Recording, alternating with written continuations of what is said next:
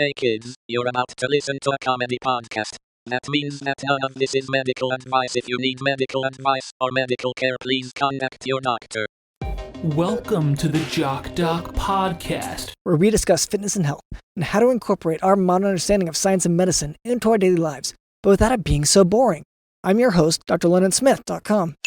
I'd like to begin by apologizing to our listeners. We have received some feedback about the excessive amount of technical medical terms that I've been using, such as exudate and peaceful protesticular torsion. So I'll try to temper my terminology to a simpler one in the future. Here to help with that is our producer, Cameron. Hi, Dr. London. I'm a little confused at sort of your behavior today. Which aspect of it? Because are you talking about the unicycling? Because I'm trying to learn. Oh no, that I understood. Like I've never seen you unicycle, but I could tell that you were trying to learn, given how bad you are at it. So I kind of was able to put two and two together. I'm talking about how do I put this? Your soakiness, your physical wetness, your dripping wet is what I'm trying to say. And that's throwing you off now? Because I was going so dry for so long. That's what kind of gets me. I guess that's sort of the concern, Dr. London, is you've been dry for a long time. Like people would say oh, when was the last time that you were just soaking wet? And you were like, not since December 3rd to 2019. Like you were, yeah. I don't want to say sober, but you were sober from just being sopping wet and having all your clothes dripped in some sort of goo like you used to have all the time. And yet now I'm looking at a relapse is basically what I'm saying.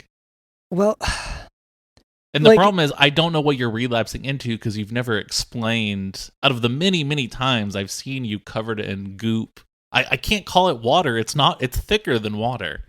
Oh yeah. Please, yeah.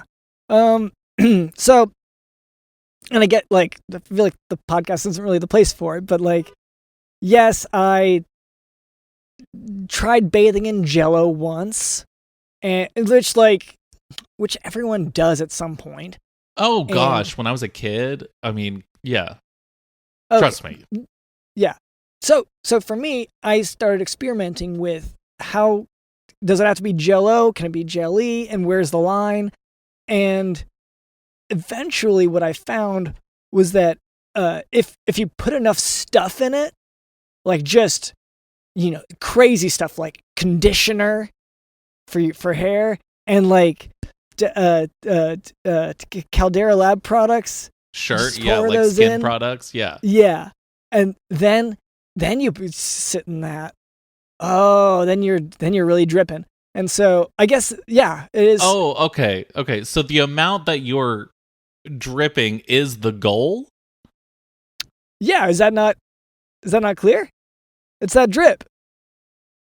Oh, I guess that's what drip is. Yeah. Okay. Is that not... No, this is my fault. When Zoomers talk about oh, you've got cool drip or check my drip or whatever, I guess I didn't really think through that. Yeah, that they were bathing in Jello and jelly and just gelatinous substances. Yeah, in order to who could be the drippiest? Yeah. Well, because it's sustaining it. That's the hard part. Because anyone can hop in a pool and not our listeners, but a lot of people can hop in and out of a pool and be dripping for a little bit. But then they're going to be dry. Yeah. Yeah. Okay. Yeah. And later, Cameron tells me that we can expect a special guest. That's right, Dr. London. All right, but before we move on, I would like to address a bit of listener feedback. So for a long time, our listener demographic was primarily composed of the rich and needy. However, in our efforts to cater to them, we found that we were neglecting the many bot accounts that download our podcast. This comment comes from YouTube. It's a comment in our response to thinking about if y'all edge or not. This is from @Death Not the Rizzler No Cap. They said, quote, just an opinion here, but skibbity giat Ohio Riz is edging. End quote. So thank you so much for this feedback. Look, I get that it's an election year, and everyone is entitled to their opinion. But I don't know if Skibbity Gyat Ohio Riz is edging is the biggest issue in politics this year. In Ohio, it is. But this this is once again the coastal elite Dr. London, because you do live on a boat that, it switches coast because it's just sort of drifting, but you usually are on the coast of something, so you are a coastal elite. And here you are looking at the common Ohio man who is just trying to reach out to you and say, hey, as a person of authority, as a doctor, as a medical figure, Giat Skidibity. And you say, well, this issue doesn't concern me. I'm more concerned about caviar and what fancy dinners I can go to and galas. I mean, those are if you go to my campaign page, those are what you'll see as my main sort of plans and sticking points. Yeah. But is that so wrong? Is caviar as a political motivation wrong? And I think that there's room for both of my opinions and not room for this person's opinion, I guess is where I fall with that. There's room for every opinion you have. And if you have new opinions tomorrow, there's a lot of room for that. Yeah. But when it comes to when it comes to Ohio in general, you're sort of like... Well, I get that they have their place technically, geographically. And so I hope he answers your question. It is the only state that's a palindrome. Oh, is it? Yeah, you can spell Ohio forward and backwards. It's the exact same. Ohio and then racehorse. Yeah. Okay. Well, so I hope that answered your question, and thank you so much for that feedback. Keep them coming. This is great. This next one is from TikTok. It's a comment on our response to LMFAO for real, y'all, you guys. And this is from @PapaWatson_TT. They said, quote, "Could we see you wrestle with Doc?" So thank you so much for this feedback. Yes, on the Patreon, we actually do have a segment where Cameron and I will watch a documentary and we'll wrestle with the ideas presented by it. So, and we're oiled pretty up. Tough stuff. I mean, it is tough stuff. We're oiled up. We've got a bunch of strange men around sort of betting on the outcome of our wrestling match with this documentary. And yeah, then the bell rings and there's a referee there and we just go for it. Yeah. And every week it really depends on how big the TV is, on who's going to win this. Because the big screen TVs are pretty tough, but I think it's more of the weight has gotten better over the years. It's not as heavy. In fact, I feel like it's out of our weight class, honest. I feel like we're heavier than the thing now. I wouldn't know. I've never tried to weigh this. That's a sort of a you thing that you do at these sort of meets that we have. Right. Yeah. Is you instantly try to pick up the TV, which to me doesn't seem like it's part of it. Yeah. But I mean, I remember recently us sitting down watching Free Solo, us just trying to wrestle and grasp even the concept of climbing a thing. And your fiance's kind of mad at you. That's two things. And I'm standing and I'm pushing on the TV a little bit. And London's over there pushing on the TV. We're both oiled up. I'm just sitting on the couch, but the couch is covered in the oil that was put on me. And there's guys sort of screaming various bets. Which is why subtitles are important. Subtitles are very important. The referee is usually really loud. He's talking the entire time, which is not part of a referee's job. He's the only guy we know who's willing to do it. It's Dylan. Yeah. A lot of commentary, and then a sports style commentary on how we're taking the documentary. And not well. Usually we are losing it. We are not okay. No. I did win Free Solo though. Because I was able to wrestle with and grasp the concept of climbing a thing. And then other people are like, don't climb the thing. And then you're like, well, I guess I shouldn't climb the thing. But then one day you're like, I think I'm going to climb it for real. And like, I knew all that. I was able to come to terms with all that. And so a bunch of people won a lot of money. I almost feel like maybe I missed the point a little bit because I was like pretty busy wrestling the TV. And like it won as usual. Well, I kind of got that because you did say like a couple days later, you said, yeah, the documentary was good, but it wasn't that much different than Shoah, which is the 8-hour Holocaust documentary. And to me, I'm like, I don't think you really paid attention to either. I think you were too focused on the weight of the TV. Well, I guess to some people, wrestling is all very original and different. And to me, it kind of seems repetitive and like the same thing over and over again. And I get kind of bored with it as a concept, I guess.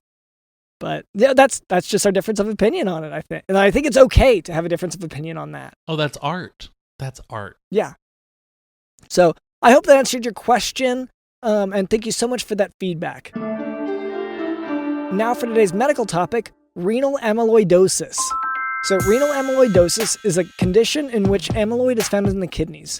Amyloid is an abnormal protein produced in association with a lot of things like myeloma, chronic inflammatory disease, rheumatoid arthritis, inflammatory bowel disease, and chronic infections.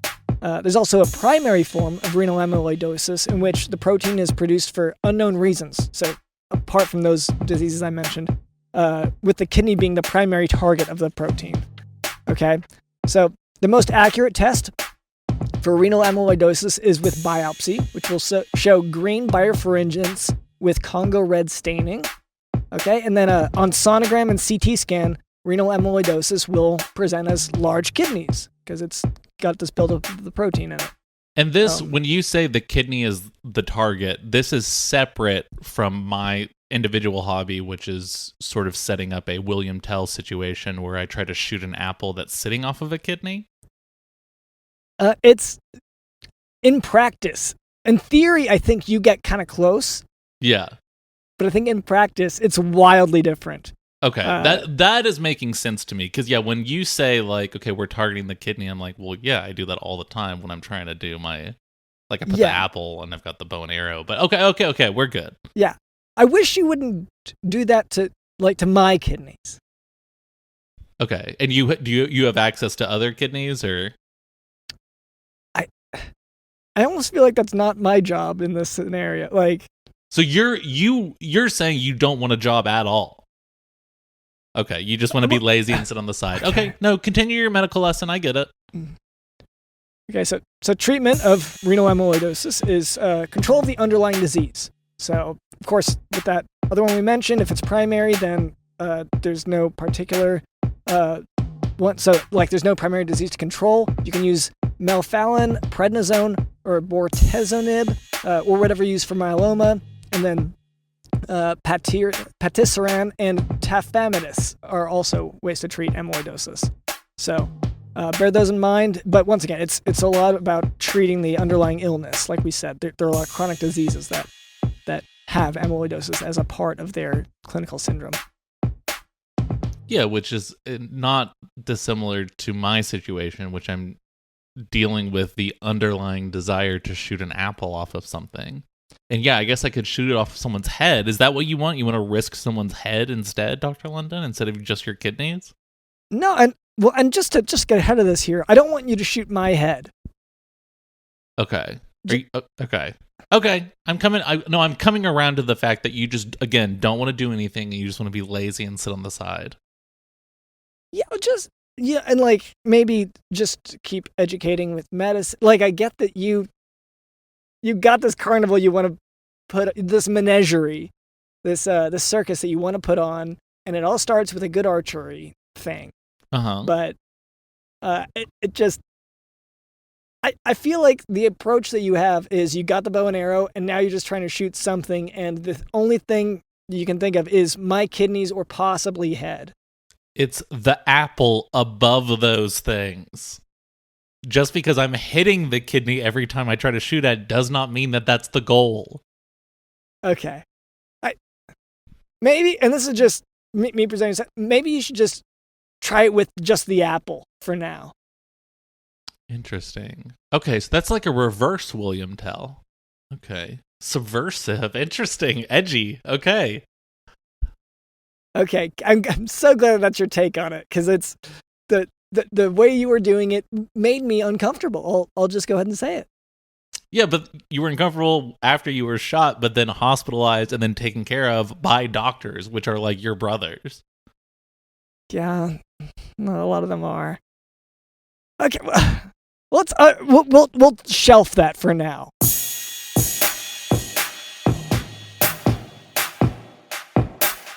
All right. Well, Cameron, you said that we have a special guest today. Is that right? That's right, Dr. London. We have a very special guest. All right. Well, hello there. My name is drlondonsmith.com, and this is our producer, Cameron. What was your name? My name is Mr. Kip Blair. Good morning, fellas. Good morning. Yeah. Oh, Crockett. Oh, for you. Okay. It's morning where I am. Okay. Sorry about that. Are you coming in here via satellite, or is this the Elon Musk thing? I probably shouldn't have said that because I'm currently in an undisclosed location. Okay. So I can't really tell you exactly where I am, but yes, it's early in the morning where I am. Okay. Where are you from? Like, what is like? I hear a bit of an accent. Yeah, I thought people already briefed about me. I'm a little bit surprised, fellas. I feel like it's obvious. It's New Zealand. I'm a Kiwi. Oh, okay. I will say, we do get briefed on guests, but I typically lose that information. Well, not lose is a very loose term for what you do with it. You shred it. I print it off and shred it. Yeah.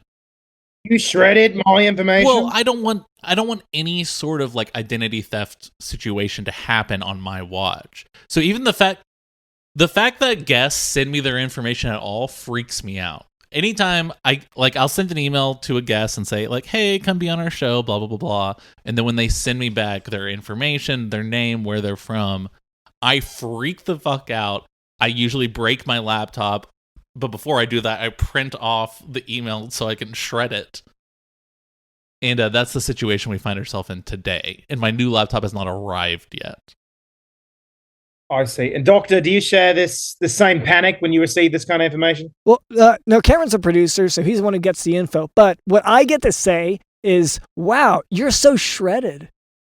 You see the advantage here? Yeah, he gets to make a pun that's not really directed at anything and doesn't. I guess it fits the context in a very broad, vague way, but not in a way that would make sense. But London seems to get a kick out of that. We have to let you know what happened. Like, it does require this conversation for the joke to work at all. And even then, it doesn't work. It's a long-winded joke, fellas. I'm not going to lie to you. It's a long, winding road to get to the end of that one. Well, it's just like the moth joke that Norm Macdonald used to tell, and the whole point was that it was really long. Let's not compare whatever that was to Norm Macdonald. All right, there's a lot of things that I would tolerate in my conversation. Pretty and close. Comparing that thing to Norm Macdonald, I would say is it's a bit dicey, fellas. Let's just probably change the subject. All right, it's pretty much identical to Norm Macdonald. But I am just. What is your name, sir? Oh, you can call me Kip. Kip. Okay. Oh, that's a fun name. Is that a nickname or is that like your actual born name? It's kind of a nickname. Wow. Okay. Shut down. What does that mean? Well, my original name is Kimberlin, but I don't much like that name. It's a bit feminine. And so, I decided to go with something much more masculine. So I went with Kip. Right, yeah, that does scream testosterone. Exactly. And it really is. And I want to tell you, me being really concerned over my name, it is not any sense of overcompensating for anything else. I'm very secure. So, Kip is the name that I have kind of the nickname I've chosen for myself. Kip Blair is also it's a name with a nice ring to it, The P blends into the B so well. Kip Blair just rolls off the tongue. But what brings you to the show today? What brings you to the Jock Talk podcast? Well, I heard about Dr. London, and I heard he's got some wonderful medical advice for the people. Even me personally, I have a lot of experience with different injuries, different varieties, different adventures I've been on. But I'm sorry. I'm sorry. Did you say I have medical advice for the papal or the people? I just want to. The accent's getting me because we've had issues with the papacy before, the Pope. Just want to say, like, my medical advice isn't necessarily, although it could be applied, it's not necessarily for the Pope. For legal reasons, we have to specify that anything Dr. London says should not be taken seriously by the Pope. This is how we've lost the last 3-4 popes, and we're just trying to get out ahead of them. I was wondering what happened to that last one. Now I know.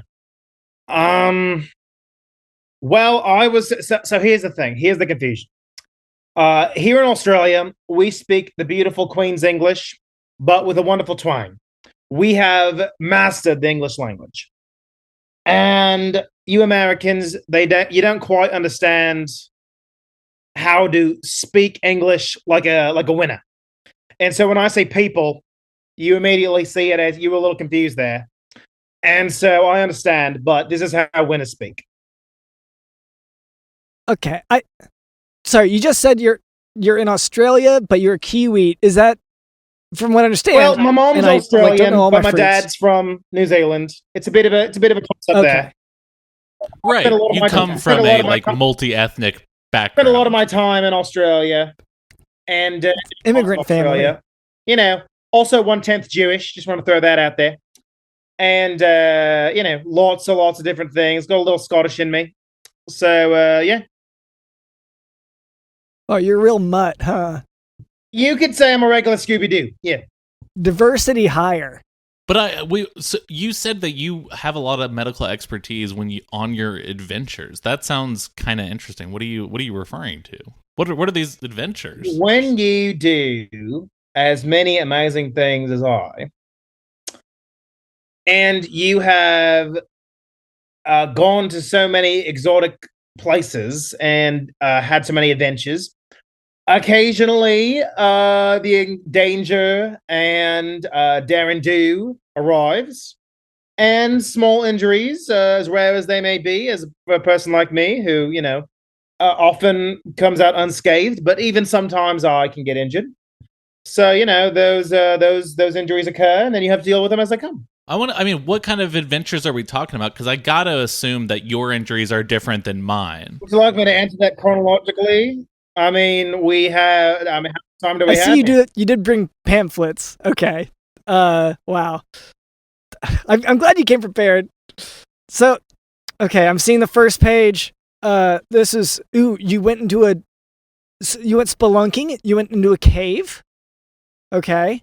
Many a cave. You're gonna have to be more specific, mate. Okay. Well, I'm just reading your pamphlet. The first page of the hopefully this directs you. First page of the pamphlet, and looks like you're stealing an artifact. Is that right? That is a gross exaggeration. Let's just put this out there. The newspapers had a little bit to say about this. They don't know the first thing what they're talking about. See, I was acquiring an artifact that they didn't even know existed. In my opinion, is finders keepers, losers weepers. And when you don't even know what's to find is there, then the finder is truly the keeper and the loser is truly the weeper. Right. Statues, oil, yeah. Any of that kind of stuff. Various things, things with cultural significance, shrines, that sort of thing. If the people who are chasing after me didn't know it was there before I found it, I didn't ask them, but they seemed like they didn't know, then I would say it's pretty much mine. This is the same sort of logic that I've used to acquire a lot of our neighborhood dogs recently, because I check into these people's backyards and then there's these just unattended dogs. Owners nowhere to be around. They're my dogs now. Those are mine. I own them. Absolutely.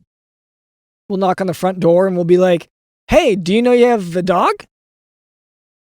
And they don't answer the door, but like you have to go through the formality of it. Well, I don't do any of that. I just look in people's yards and take the dog. You do all of that other stuff, but that's just because you say you don't want to get into legal trouble. Yeah, well, just if you've asked, then they can't get you for it. But okay, I'm seeing this pamphlet.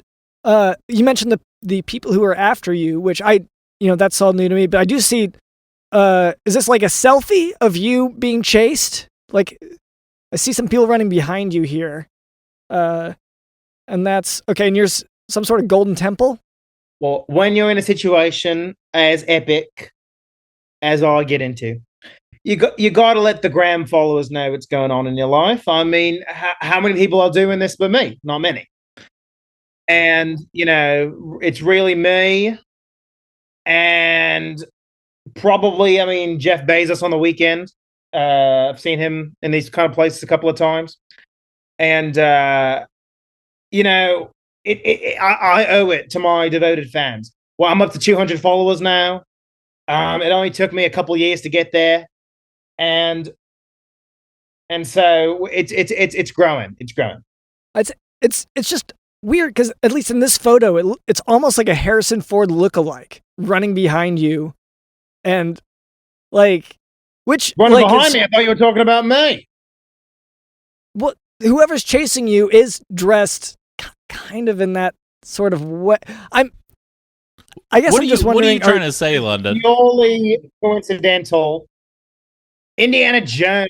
Let me tell you something, fellas. Indiana Jones gives up the artifacts at the end of the movie. Remember, he gives up that stone to that puny village. No. That village did not deserve the stone. If they wanted the stone, they should have gone to that hot ripping out place themselves. All right.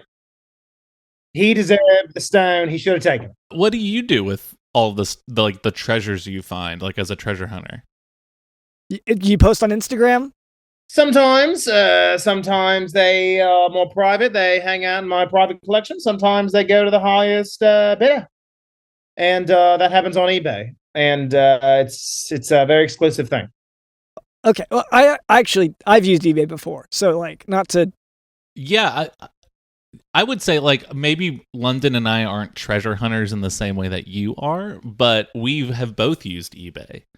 Not successfully. I'm sort of hunting treasure as well when I use that. I thought when you put something on eBay, only the people who follow you on Instagram can buy it. I think that's true. That's how we've... That's... I haven't made a sale yet. I'll just admit it now. If that's not true, who the hell has been buying my stuff? Cameron, you haven't been buying his stuff, have you? There's a really good chance I have. I don't really understand how eBay works, and so I'm sort of indiscriminately bidding on things. I'd say I get an email once a day from someone saying, like, your payment didn't go through. Let me tell you guys something. I once stole some undergarments. Okay. Mm-hmm. And these undergarments may or may not have belonged to Eleanor Roosevelt. Right. Oh, wow. And having belonged to Eleanor Roosevelt, they were probably also touched by Amelia Earhart. Right. And so those went for a lot of money, and now I'm wondering who's got them. Because I'm worried it could be the feds. Wait. Did you find this underwear near any sort of like plane wreckage? I mean, yeah, it was next to some useless plane. I think. Okay. I was there for the undergarments, and I found him. It was next to some. It was a plane, and there was a skeleton with a feminine figure. Yeah, well, I didn't really care. If it's a down plane, I don't even remember where I came. Cameron, he couldn't have flown the plane at that point, Cameron. Like the plane was useless. Yeah, no, that is very true. I just was wondering if there was a plane nearby. That's a question I've asked all of our guests. Yeah, there was a plane, but I paid no never mind to it. I mean, you find planes every now and then, and this one was completely. This one was very unspecial. Yeah, it was. I mean, you got the underwear. That's the crazy part. Exactly. That was the. I gotta hear about more. Like, what's the most valuable thing you have in your possession, or that you listed on eBay?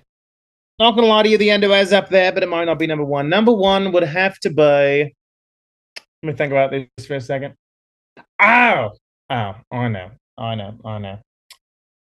There was a time when I was in ancient Rome. And you ever heard of that thing called Pandora's box? Long story short, basically, I thought when I found Pandora's box, it was going to be this like divine power thing. And it just plays really horrible music when you open it. It was the most disappointing, but it was still Pandora's box. It was worth a lot of money, obviously. It was Pandora's freaking box. Yeah. And so that was pretty valuable, even though it was a little bit, disappointing. Yeah, I mean, London's scrolling through some of your past sales here. I mean, one of these is an Xbox 360. This is not a treasure you found, was it? Like, fellas, when you find an Xbox 360, that thing was, I bought that thing for a person who didn't even know what it was. They sold it to me for $5. I know on eBay I can get at least $35 for that bad boy right there. And people still love to play Xbox 360 games. Don't tell me they don't. The Arkham games are still played all the time. And I was very confident that I could get that bad boy out for $35. And I did. And I was very proud that... So, when the times are tough in the temples, when you invade a temple, and I'm sorry, discover a temple. When you discover a temple and it's by empty, temple you mean, yeah, you gotta find other sources of income. Okay, I see. So I'm scrolling down here. There's also, Cameron mentioned the ultra specific things of the 360. I'm seeing a lot of Eleanor Roosevelt other stuff, like nipple piercings, it says, tattoo, I guess, tracings. Unconfirmed. Those as they were also in that random plane wreckage. Unconfirmed that those nipple piercings were Eleanor Roosevelt. Hard to tell from a nipple piercing. They were pretty much all the same, especially back then. Where the underwear were more identifiable. These are Eleanor Roosevelt's. I'm not sure why they were in the plane, but it was, a series of clues. But the nipple piercing, I figured with the underwear, very possible. Just put it out there as her nipple piercing anyway. Yeah, but I mean, underneath this, it says Eleanor Roosevelt's Heelys, like the shoes that have the little skates on the end.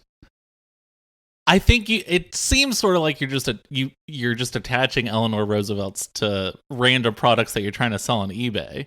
How dare you? I am so sorry. Oh gosh, yeah. Do you know who? I think you might want to take the bass out of your tone, mate. I don't know who the hell you think you're talking to right now. Okay, I'll take the bass out of my tone. I'll go a little like... I am Kip Blair. I have done so many things, people, places that you will never imagine. Listen. Those were 100% accurate. Eleanor Roosevelt's basketball shoes, Eleanor Roosevelt's, gold chain that was like, this big with the Flavor Flav clock on it. Those are all genuine artifacts. All right? Flavor Flav. Well, it says Eleanor Roosevelt's Flavor Flav clock. That's what the listing is. So it was Flavor Flav the one with the clock? I'm pretty sure. Yeah. It's an American thing, and I don't know all of the things. Yeah, I'm not too knowledgeable, except if it's Eleanor Roosevelt related, obviously. In which case, I'm an expert. But I gotta know, like, are you? You said you're in an undisclosed location, like you're not in New Zealand right now. Can you give us a hint on like what you're doing? A lot of enemies. Can't let them know where I am on a podcast as popular as this one. And so many people all around the world listen to Dr. London, and I don't want one of my enemies who I stole something from. I acquired one of their former belongings. I don't want them to be brushing their teeth or having a shave or taking a piss and listening to old Dr. London wondering about, could I have author meningitis, and asking him, listen to that, and then going, and then me being like, oh, I'm in, so. Yeah, place and place. What is? Can you give us any hint on like what the type of adventure you're on is? Like, what are you after? What is the artifact you're going after? Latest artifact I'm going after is love, mate. Love. It's priceless. Some of these items, now that I'm looking through your listing, like you say, it's treasure you found in an ancient Best Buy. I feel like some of these things that you're acquiring and have found might not be lost treasures. Like, even now that I'm questioning like your Pandora's box thing, did you just find a music box or even like an iPod? Or a website called Pandora.com? Did you just find the website Pandora.com and then decide that this was Pandora's box and then sold it on eBay for a lot of money? Dr. London, may I ask you a quick question? Thank you. That's the best way to answer is with a question. Let me just ask you something. When you give your extremely accurate medical advice, and when you ask when you help those millions of people that you help, well, at least thousands, do you get irritated when they go, no, Dr. London, you're wrong. You're wrong. I don't believe you. Wouldn't that be irritating? I'm trying to think of a time when that hasn't happened. But doesn't that really grind your gears? It's the same thing with me, gentlemen. The same thing. So you don't like it whenever I give bad medical advice? I don't like it when people question me, but frankly, Doctor, I haven't experienced that yet because all the advice you've given has been 100% helpful. Thank you. That's why I agreed to come on this show today. I don't know who the producer bloke is. I didn't expect him to come. He's the one who's always questioning me. But so that's how I feel when you ask me a question like that. Okay. So Cameron, does that answer your question? Yeah, I think so. Okay. Perfectly satisfied. Okay, so we know, if we could put the clues we have together, okay, we know that you're in some part of the world that requires you to convert Australian money into British money into American money. And then you're in a part of the world where you have access to eBay, okay? And you're in a part of the world where, like, you don't like to talk about it. So I'm wondering if you're just at your parents' house. Dr. Lennon, you're making our guest uncomfortable. I was making our guest very happy, but just your combative attitude is... I'm going to be honest with you, fellas. I am at my parents' house, and it's been a bit of a rough conversation. It was not an easy decision to make, to come back in for a little while. So yes, that is the case. I am my parents. Hey, there's no shame in that. Millennials moving back home is an extremely common thing. Like that's just how society works. And to have an Indiana Jones style, not that you're Indiana Jones, but in that same category, I see your face, not that you're anything like him, but to be that sort of treasure hunter in today's society, it makes sense you got to go home for a little while just to save up, find some more treasures, get back on your feet. I wish my father understood what you're saying right now. Trust me, he does not share the empathy that you are demonstrating. He's one of those guys that's like, oh, I wish you had become like a lawyer, not a treasure hunter finding Pandora's box. He said, I wish you would get a full-time job, whatever that is. Well, it would have been occupying you full-time if you had found any treasure in that temple. Like, it would have taken forever to move all that stuff. There just wasn't anything there. Now you guys are speaking my language. It was completely out of my control. How was I supposed to know that the Chinese had taken a lot of that stuff that was in their museum, they had moved it to, Taiwan now has it. How was I supposed to know that all of a sudden Taiwan had some of their artifacts back. And I went to China and asked them about it. And I was like, where the hell are all the artifacts? And they were like, oh, they're still in China. What are you talking about? They're still in China. And so it was not an easy. It was a tough realization.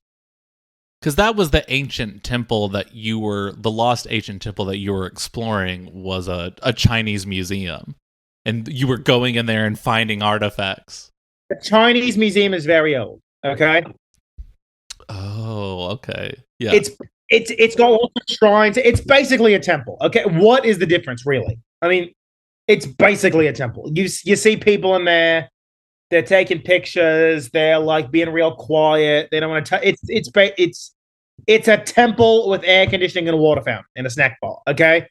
That's what it is. Yeah, and like a gift shop. Even these days, some temples have gift shops, all right? It's basically a temple.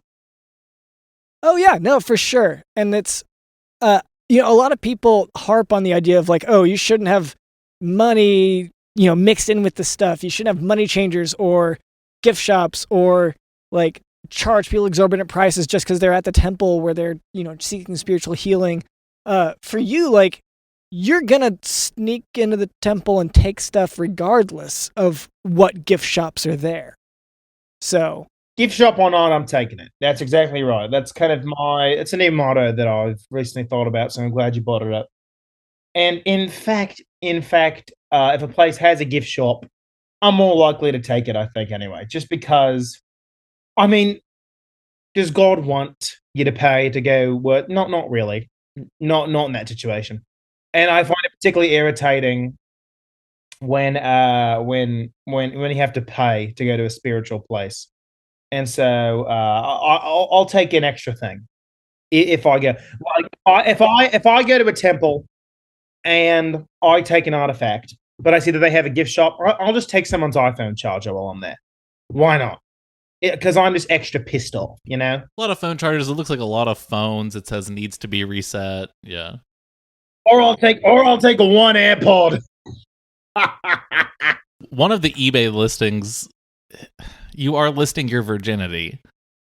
I don't think that's allowed. I think there was like a huge controversy about that in the 90s, actually. But I've got a lot of bids. As you can see, the price is very high.